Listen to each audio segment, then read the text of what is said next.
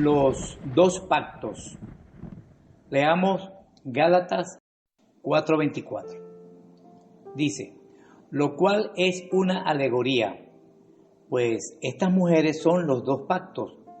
El uno proviene del monte Sinaí, el cual da hijos para esclavitud. Este es Agar.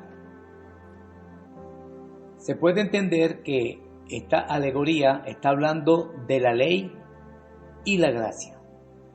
Y nos está diciendo que conviven al mismo tiempo. Sin embargo, son diferentes. La gran mayoría se le ha hecho difícil el discernimiento de esta alegoría de Saulo. A otros no, a otros sí la entienden. Es muy importante tener la correcta interpretación entre la ley y la gracia. El Todopoderoso la separó. Nunca se aplican juntas. O estás bajo la ley o estás bajo la gracia. Ahora bien, analicemos lo que aparece en Gálatas 4:24 para entender la diferencia entre ley y la gracia. Empecemos analizando a las dos mujeres que Saulo usa como figura, o sea, Agar y a Sara. Vamos a analizar a estas dos mujeres. El primer pacto está representado por Agar y es el pacto de las obras, que es este. Oh hombre, esta es mi ley. Si tú por tu lado te comprometes a guardarla, yo por mi lado me comprometo a que vivirás si las guardas. Si tú prometes obedecer mis mandamientos perfectamente, enteramente, plenamente, sin una sola ofensa en ningún punto, vivirás. Pero, escucha bien, si violas algún mandamiento, si tú te rebelas contra mis ordenanzas, te voy a destruir para siempre. Este es el pacto de Agar. El pacto promulgado en el Sinaí, en medio de la tempestad, fuego y humo, o digamos más bien, presentado antes que nada en el huerto del Edén, donde el Todopoderoso le dijo a Adán que el día que comieres de ese árbol, ciertamente morirás. Mientras no comiera del árbol, Adán tenía la garantía que viviría, pero si comía, moriría. Bueno, ese es el pacto de la ley, el pacto de Agar.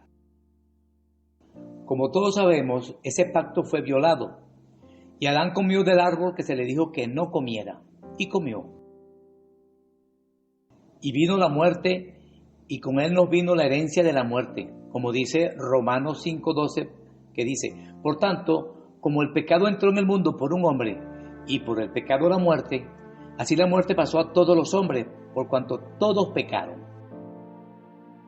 Entonces vino el juicio a la tierra por el pecado de Adán. Esa deuda se tenía que saldar, había que cancelar la deuda del pecado que cometió Adán.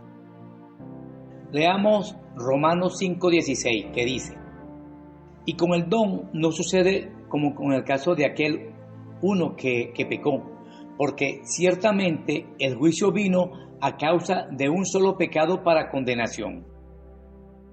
En el libro de Johanán, capítulo 12, pasó del 20 al 24, hay un caso muy curioso. Vamos a leerlo. Había ciertos griegos entre los que habían subido a adorar en la fiesta. Estos, pues, se acercaron a Felipe, que era de Betsaida de Galilea, y le rogaron diciendo, Señor, quisiéramos ver a Yeshua. Felipe fue y se lo dijo a Andrés. Entonces Andrés y Felipe se lo dijeron a Yeshua. Yeshua le respondió diciendo, ha llegado la hora para que el Hijo del Hombre sea glorificado. De cierto os digo, que si el grano de trigo no cae en la tierra y muere, queda solo, pero si muere, lleva mucho fruto. Tal parece que el Mesías estaba esperando esa señal. ¿Cuál señal? Bueno, la llegada de esos griegos. El Todopoderoso tiene que haberle dicho que cuando llegaran esos griegos había llegado la hora del juicio por el pecado de Adán. Y en el pasú 27 del mismo capítulo, Yahshua anuncia su muerte. Ahora está turbada mi alma. ¿Y qué diré? Padre, sálvame de esta hora. Mas para esto he llegado a esta hora. Yahshua confiesa que está turbada su alma. Y en el pasú 31 dice que es el juicio del mundo. Y se oye la voz del Padre que dice que lo ha glorificado y lo glorificará. Sí, el juicio del mundo por el pecado de Adán. Y ese juicio vino hace aproximadamente 2000 años. Estamos en el año 2025. Ahora bien, tal como se dijo en el estudio del nuevo pacto que se hizo hace poco tiempo, dicho pacto comenzó después de la fiesta de Pentecostés o Shavuot, se puede decir. El Mesías, la noche que hizo la última cena con sus discípulos, dijo que ese vino que tomaban era una representación de la sangre que iba a derramar para pagar la deuda, consecuencia del pecado de Adán, y así justificar por gracia al resto de las personas que creyeran en el Mesías y en el Padre.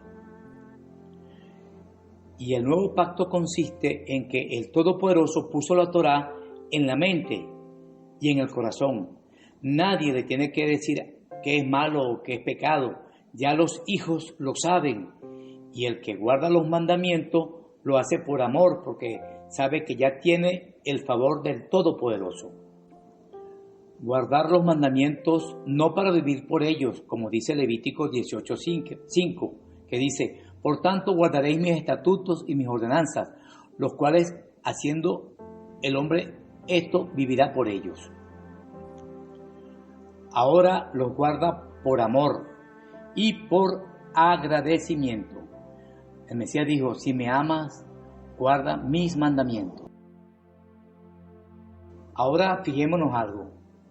¿Qué fue primero, la ley o la gracia? Aparentemente el pacto de la ley fue primero que el pacto de la gracia. Pues no es así. Analicemos. El Mesías fue sacrificado antes de la fundación del mundo, según 1 de Pedro 1:20, y también lo dice Apocalipsis 13:8. Y nosotros fuimos elegidos conforme al conocimiento anticipado del Todopoderoso. Es decir, siempre ha habido gracia. Los salvos son amados por el Todopoderoso y salvos por gracia. Al caer en pecado la humanidad, la demanda del pecado es muerte. Bien, se hizo el pago y todos los que tienen esta fe son salvos por gracia. Nadie se salva por méritos, solo que todo tiene su tiempo. El pacto de la gracia es antes que el pacto de las obras. El pacto de la gracia ya estaba antes de la fundación del mundo. Si no, la Escritura nos dijera que la paga del pecado, que es la muerte, sería pagada por Yahshua. Y estaba establecido antes de la fundación del mundo, como ya lo acabo de decir en el libro de Apocalipsis, etcétera, etcétera, que ya di los textos bíblicos que lo pueden buscar con calma. La muerte del Mesías estaba ya profetizada antes de la fundación del mundo. Sigamos con la alegoría de Agar y Sara. Observemos lo siguiente. La gracia está representada por Sara, ¿no es cierto? Ok.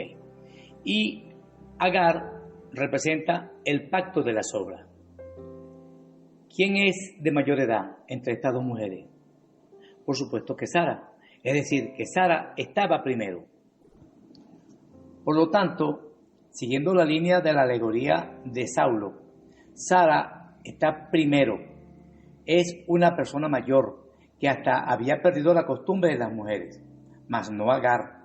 La sierva fue un regalo que le dieron a Sara en Egipto y no le iban a dar una sierva vieja, no. Se la dieron joven para que le sirviera. Era una criada a su servicio. Quiere decir que la gracia es primero que la ley, ya que Sara está primero que Agar. Sin embargo, Agar dio a luz al primer hijo. Así que el primer hombre, Adán, fue el hijo de Agar. Aunque nacido puro y sin mancha, él no era el hijo de Sara cuando estaba en el huerto del Edén. Adán vivió en el huerto conforme al pacto de las obras. Si Adán no hubiese pecado, entonces él permanecería para siempre. Adán tenía libre albedrío, podía obedecer o desobedecer. El vivir dependía sobre esa base. Si comía del fruto, moriría. Y Adán era perfecto, y después de su caída era un Ismael. Y así como Ismael es tipo y figura del primer Adán, Isaac es tipo y figura del segundo Adán, el cual es Yahshua. Y Yahshua, que es el segundo Adán, nos socorre y nos libra de la culpa del pecado del primer Adán. Tal como dice Isaac. Hermanos, nosotros, como Isaac, somos hijos de la promesa. Pero entonces el que había nacido según la carne perseguía al que había nacido según el Espíritu. Así también es ahora. Todos los hijos del Todopoderoso nacen en espíritu, como dice Yohanan 1:13, y no son engendrados de sangre, ni de voluntad de carne, ni de voluntad de varón, sino del Todopoderoso. Y hay otro detalle. No somos hijos de la esclava, sino de la libre, que es Sara, según dice Saulo en Gálatas 4, el pasú 31. Claro, hablo con los que están en el nuevo pacto y son salvos por gracia. Sigamos analizando. Agar no estaba destinada a ser una esposa. Siempre fue la sierva. La ley nunca tuvo por objetivo salvar al hombre. Únicamente estaba destinada para ser una sierva del pacto de la gracia. Así como Agar era la sierva de Sara. Cuando el Todopoderoso promulga la ley en el Sinaí, no fue con el propósito de salvar al hombre. Pero sabemos que la ley es una sierva de la gracia, así como Agar era sierva de Sara. La ley, como sierva, es nuestro tutor, una niñera que nos lleva al Padre y nos muestra el pecado. Sin la ley, nunca hubiéramos ido al enviado del Padre, que es Yahshua.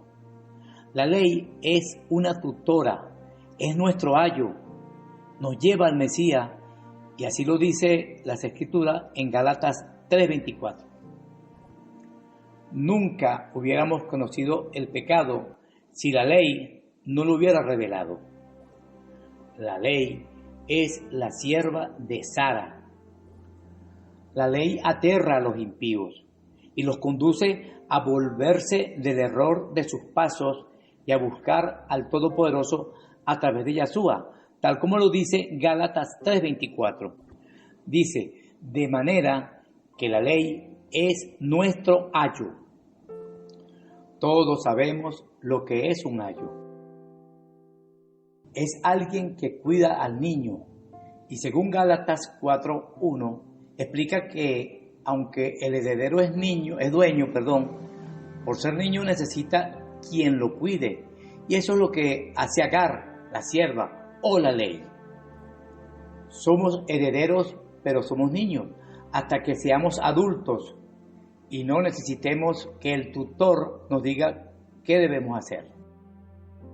Pero ahora que estamos en el nuevo pacto, sabemos qué hacer y cuándo hacer, ya que la Torá está en nuestro corazón y en nuestra mente. Ya no necesitamos ese ayo que nos lleva, ya sabemos, está dentro de nosotros. La ley, como Agar, nos lleva al Mesías para ser justificado por la fe. Agar siempre deseaba ser la señora, pero Sara no se lo permitía.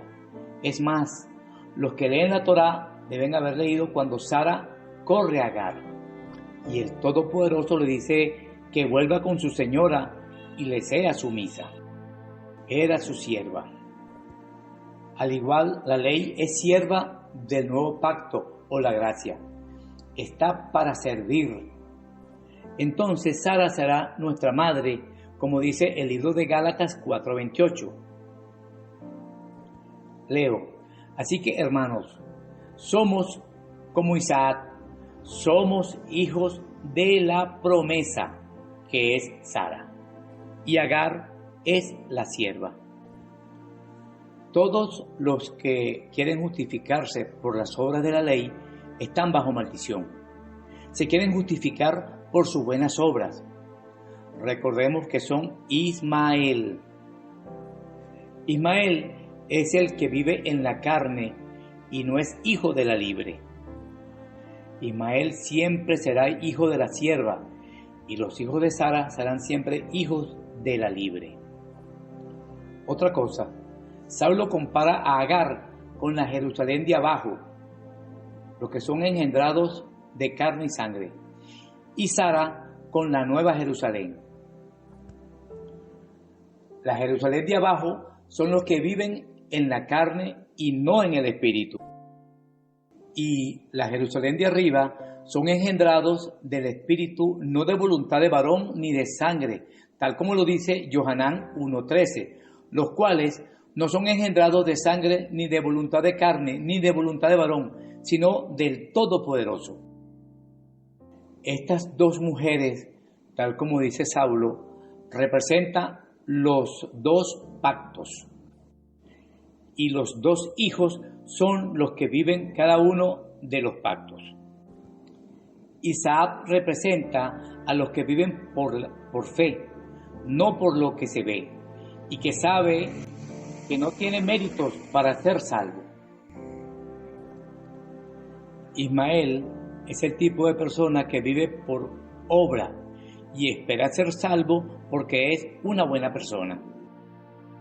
Considerando Ismael es mayor, le lleva 13 años, por lo tanto, los ismaelitas tienen más tiempo que los hijos de la luz. Primero fue las tinieblas, luego la luz, según Bereshit 1:3 y en 2 de Corintios 4:6. Igualmente Isaías 9:2. Lo pueden leer. Yo no lo hago porque se me va a alargar mucho el estudio. Ismael es hombre fiero y su mano es contra todos y todos contra él. Mientras que Isaac es pacífico y siempre apoya a su madre. Hoy en día, los ismaelitas son los más fuertes. Sin embargo, Ismael y Isaac hicieron las paces y estuvieron en el entierro de Abraham, su padre. La gran diferencia entre estos dos hermanos era que uno era espiritual, mientras que el otro era carnal. Para terminar, ¿qué pasó con estos dos hermanos? Bueno, Isaac recibió toda la herencia, pero Ismael no recibió nada. No estoy hablando de cuestiones materiales, pues Ismael recibió muchos regalos y se volvió muy rico en el mundo, pero no tuvo herencia espiritual. En cambio, la bendición espiritual la recibió Isaac. Shalom Alejem.